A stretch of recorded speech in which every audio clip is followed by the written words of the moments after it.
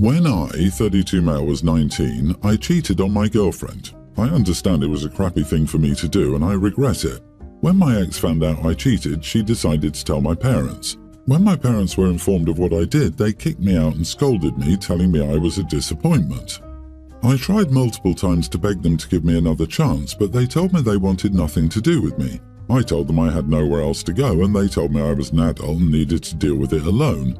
I had a friend, 34 male, who was 21 at the time, and he allowed me to stay with him. I was grateful, but still felt hurt that my family didn't want anything to do with me anymore. I even thought about suicide and would most likely have killed myself if I didn't have the support of my friend.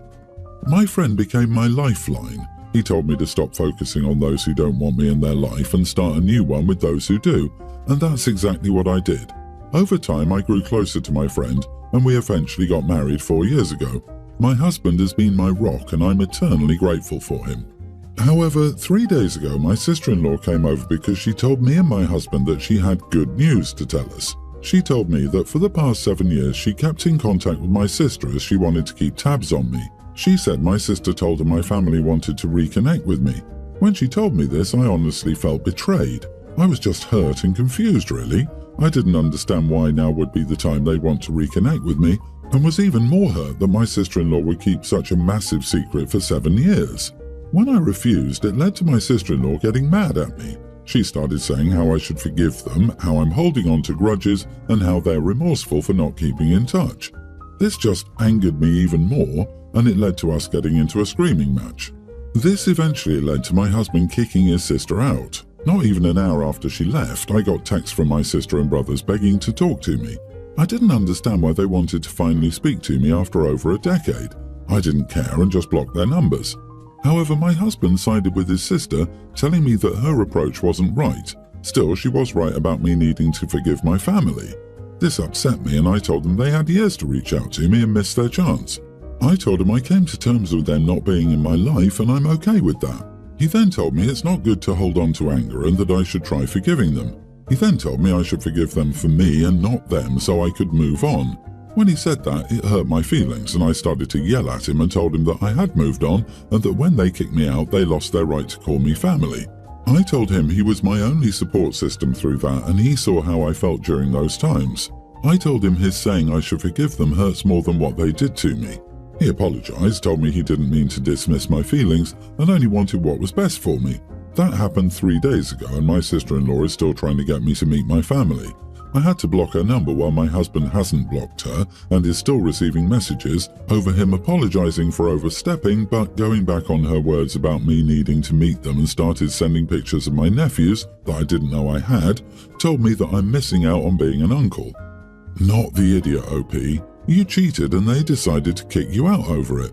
They kicked you out and willingly went zero contact with you and kept your sister-in-law as a handy source of info for all this time rather than displaying any actual remorse towards you. Why now, after 7 years of opportunities, chances and time? They knew where you were. The thing is, they had 7 whole damn years in which they apparently knew perfectly well where to find you and clearly even had your damn number. Yep, why now? Money? Caretaker for sick or elderly relative? Somebody needs an organ? It could be that the family wants to put all this behind them and conveniently forget the pain they caused. But who's to say there isn't a motive? It's not even one person gradually trying to re-enter and talk it out. Everyone's back in full force. Yeah, somebody needs an organ, LOL. Kidney, liver. Someone's dying and needs a donor. Or free babysitter for the nephews OP didn't even know existed. Sister-in-law thrives on drama and is an incredible steaming idiot here. She essentially spied on you for almost a decade. That's actually insane. She's been reporting on you to people you're in no contact with for 7 years. No wonder you felt betrayed. She can screw off sideways and forever. And good news, your family deigns to acknowledge you now. Now? They can screw right off too. My daughter Ella is a teen. When she started high school last year, we were told the band would go on this field trip to Orlando. Of course, the trip was expensive. Since Ella is growing up, my husband and I decided she would have to pay half of the cost if she wanted to go. Ella agreed and started spending weekends or teacher workdays on holidays babysitting her siblings, a male kindergartner and a female tween, for $22 an hour. Either my husband or I would stay home and make sure everything was all right, and if there were times that both of us had to be out of the house, we'd ask our neighbours to keep an eye out and pay Ella $25 an hour. We were never gone for more than 2 hours. With babysitting, some family members graciously providing her with money to help her out, cleaning and some money she'd already saved, Ella made a good amount of money, which we were so proud of her for, and made sure to voice this to her. Ella could make enough money quickly, so we planned to sign her up for the trip. But earlier this week, I was informed that Ella had been mistreating a girl in her grade for having a mental illness, writing awful notes and putting them in the girl's bag, spreading disgusting and derogatory rumours, and posting things about her online. It's a whole mess. When I was called in, I could barely even listen the moment after I was told my daughter was bullying someone. I thought I'd raised her right and told her to treat everyone respectfully and with kindness. I've never seen any signs or behaviour that would ever indicate that Ella even thought badly about others, and now, after all these years, I'm told that she fat-shamed a younger teen girl. Her excuse is that someone with an illness shouldn't be allowed to get a higher test score than her. Ella was given a suspension, but it was very short. The school's motto is that they don't tolerate bullying, yet it feels as if she was only given a slap on the wrist and told not to do it again. It also feels wrong that I'm feeling this way, but I think more should be done. The girl Ella had bullied is also in the band, and I'm pretty sure she will be going to Orlando. Would it be wrong if I didn't allow Ella to go on the trip? She paid for half of the trip, but I don't think she deserves to go. I can't think of any other way to punish her. She loves to read and isn't on her phone often. She has many friends but doesn't hang out with them often. What am I supposed to do? Take away her books and make her hang out with her friends more? Yeah, I think the trip is a good lesson, but my husband and good friend don't agree with the decision because Ella worked for that money. I understand what they mean, which is why, of course, I'll let Ella keep what she earned, just not let her go on that trip. I don't want that girl to have any possibility of being bullied again. Am I the idiot if I didn't let my daughter go on a trip, even though she paid for it? Not the idiot. She did a great job earning the money for her band trip. She bullied another kid and had to face the consequences. Both of these things can be and are true. It sounds like a fair punishment to me. The result is that she lost the privilege to go on this cool trip. Even though it's been in the works for a long time, the trip is still a privilege.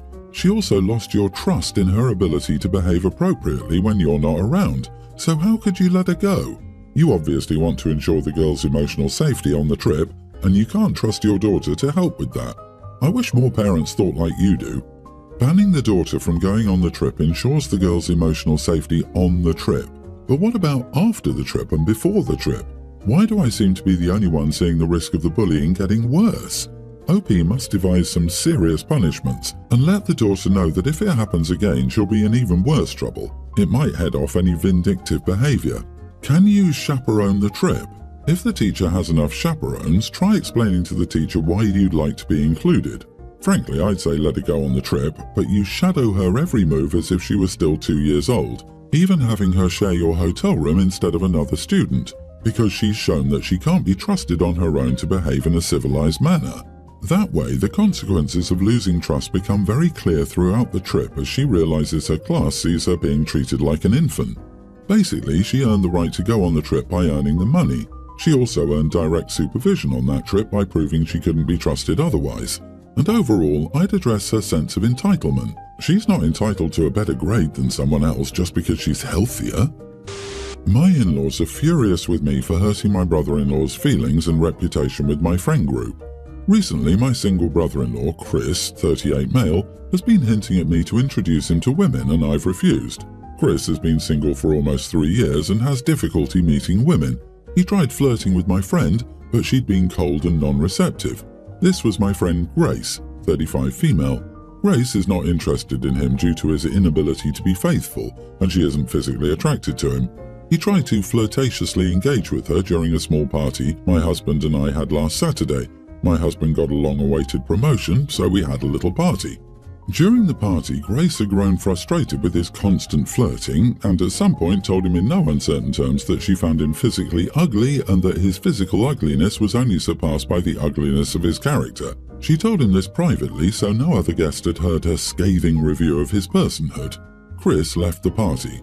The following afternoon, while my husband and I were nursing a wicked hangover, my in-laws, to my surprise, called me to scold me for having abused and embarrassed Chris. After a few minutes of shouting back and forth on the phone, I reminded my husband that handling his family was his job. So, while my husband argued with his parents, I reviewed our security cameras. And honey, Grace verbally tore him apart. Grace reminded him that he cheated and divorced his late ex-wife Lily while she was battling cancer, and that he then got dumped by the mistress for being a cheater as he continued to cheat on her. Grace told him he wasn't a man of any significant value other than the few coins he had in the bank, and that there was no way she'd entertain his delusions of grandeur and beauty in the world. She also said the only thing he had going for him was his over-bloated job title as an executive director to a third-rate company that will probably collapse in the next 5 years. As a parting gift, she told him to consider some cosmetic work to improve his haggard appearance and perhaps start praying for divine intervention to fix his rotten soul, since there is no way a psychotherapist could ever come close to fixing whatever is wrong with him. My in-laws and Chris feel that I shouldn't have told my friends what Chris did because he's now perceived by my girlfriends as a terrible person. I told them he was, unfortunately, a terrible person, and people would have always found out what happened between him and the late, great Lily.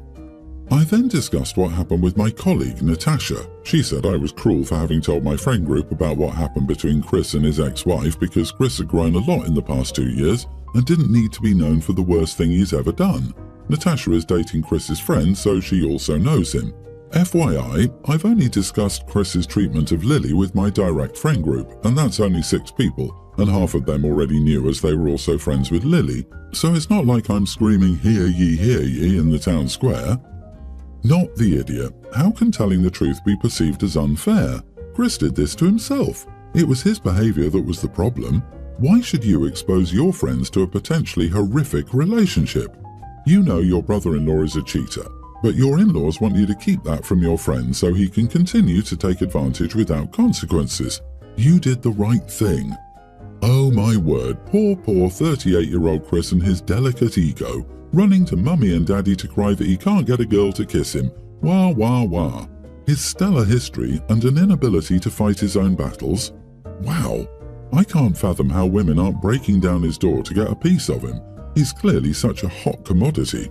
Yeah, no sane woman can overlook unfaithful mummy's boys who can't take a hint, nor can they understand the meaning of an outright no to the point that they have to be verbally eviscerated to leave you alone at that. Good God, I don't understand how they can be so delusional. And I'm sorry, but why does it matter if OP talked to her friends about something? Does brother-in-law have such a limited dating pool that the only people he can date are OP's friends? Especially when he has Natasha, who seems to think he's fine and has grown so much in 2 whole years. He should be asking Natasha to set him up with women. OP, he ruined his own reputation by being a crappy person. Your in-laws are enablers, and they apparently can't handle the truth. After my dad married Jane 7 years ago, he started to get really involved in her daughter Amy's teen life. I, a young female teen, felt left out. My life had been tough up to then and I was struggling with everything. I'd lost my mom 2 years before, and I also suffered a brain injury and was grieving the loss of a lot of memories of my mom. I was recovering and Dad was distracted with Jane. It was tough, but then my dad got along with Amy so much better, and he always seemed much more into the time he spent with her than the time he spent with me. He also shared more of his own interests with her. He took her to special places he adored that he didn't ever take me to, and I wanted to go. He shared with her stuff he didn't share with me. I was jealous, and I was hurt. I tried to explain to my dad, but he told me it was selfish to keep him to myself and leave Amy without a dad. He also told me how her dad didn't want to know her, so he needed to fill that role for her. Amy would tell me to accept that Dad liked her better and that he was her dad more than mine now. My dad knew about it and didn't care. He did spend time with me, but it was stuff I liked and he'd act like it was the biggest burden to spend time with me. He fell asleep a few times, and he would zone out a lot and leave me to do the stuff alone, even though he was physically there. My grandpa, my dad's dad, noticed, and he started spending more time with me and creating a bond with me that we didn't have before. My dad isn't that close to his dad, but Grandpa has been the best. He even loved my mom, and he told me how sad it made him when my parents divorced. He's told me stories about her and about her and me that I don't remember any longer. It's been amazing, and apparently it's healed a lot of the pain of my dad's lack of interest because my dad noticed and he got so jealous. He confronted me a few days ago, saying I was ignoring him and spending too much time with Grandpa. He asked me why I stopped asking about our time together. I said it was very clear he preferred spending time with Amy and couldn't stand time with me, so I'm spending time with someone who enjoys me. He told me I don't have the right to rub my favoritism of Grandpa in his face. I called him a hypocrite and told him he'd treated Amy better than me for years. He showed favoritism to her, opened up to her, and shared with her in a way he never did with me, and it wasn't okay. I told him, and he called me selfish for saying how it made me feel. I told him she knows him better than I do, and it's not my fault. I said he allowed that to happen, and allowed her to flaunt it smugly. He walked away from the conversation. Dad decided the two of us needed family therapy yesterday. He came out with it from nowhere. He said it's the only way to fix it. I told him family therapy won't fix us when he can't even stay and have a conversation with me. He told me I used to be willing to try, and now I'm not, and it's not okay. Am I the idiot? Not the idiot. He expects you to want a relationship when he's shown that he isn't willing to work towards it. He wants you to do all the heavy lifting while he puts in no effort, which is wrong. I'm going to be honest, it was good for him. He got to feel great that you wanted his attention while he could pick and choose when he'd give you a crumb of attention. Honey, have the therapy for you. Don't have it to fix the relationship. Therapy can help build a firm foundation for future relationships. Your mom died when you were young, and your brain injury has lost memories of your time together. Your relationship with your dad is deteriorating, and now you've found a relative who is giving you love. Your dad is jealous. These things will fester and eat away at you, and therapy can be a safe space for you. Best wishes.